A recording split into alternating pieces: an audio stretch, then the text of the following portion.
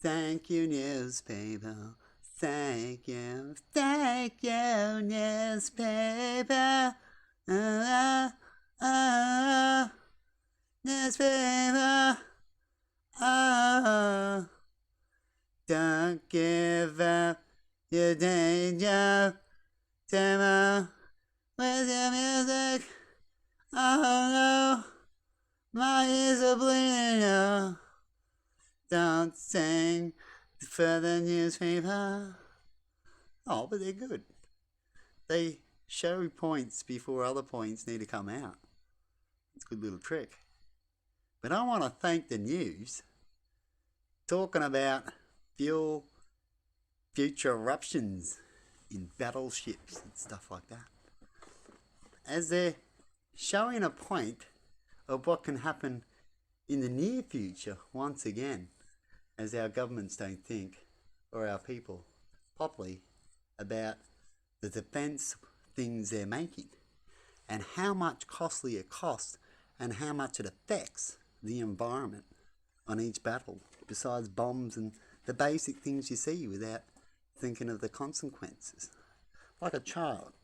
Child see bad things, but they don't understand consequences. Right? And we don't want governments thinking like that for our future people, as we've heard them talk about all the time when it comes to it's not our problem, that'll be someone else's problem. I guess they'll have to deal with it. We'll just deal with now. But the future people have to talk about the idiotic shit that they're doing now, which is getting ridiculous. And when we get to that point where I think we're smart enough not to start falling for this idiotic crap. But give a thumbs up for the news people. Thank you very much. About talking about the fuel after I talked about the nuclear problem that we'll have because everyone wants to have things last longer. Right? Not so much be cooler or quicker. Because you know hydrogen, that's powerful stuff. Imagine an engine running on some hydrogen. You can get a fair bit of it every now and then. How powerful and quick that thing could be. Right?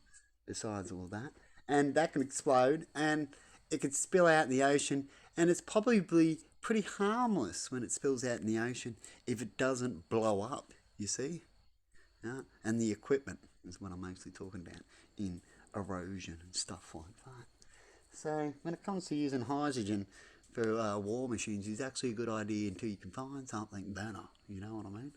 And we already know a lot of technology that is combustible engine designs, right? So which is what you pretty much all you'll need to use pretty much when it comes to hydrogen.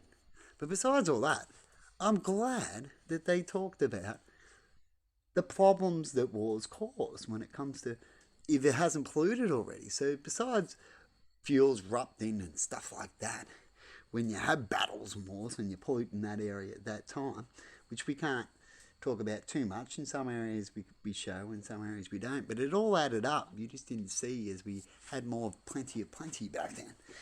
But you wouldn't want to do it too much now, as it might show more. And now we have even more ships than we did back then. So the problem's even bigger. And yet we decide to have battles and even help out with other people battling with these type of things. So you might as well say you're doing the same thing if you're helping them to cause the same issue again. Who's going to pay for all those sinking ships later in the future? Is it going to be Russia now in this war, or is it going to be Ukraine? Are they going to chuck it in part of the deal when they have to surrender who has to do the cleanup? Maybe they should. But thumbs up once again to the news people showing that point so they can end up showing the nuclear point even better. And if they didn't notice that, well, I'm telling you now, it's a good thing to help release the next thing to need to say about what they're doing wrong and why we need a specific other fuel or other way of powering our defence stuff. Definitely our defence stuff, as that we know they're definitely going to get broken, don't we? So we can't say, oh, well, it probably won't. If it does, we can. But when it comes to defence, we can't use that. It will, and we will have to go and, yeah. Anyway, have a good one. And thank you once again. Thumbs up to the news people. See ya.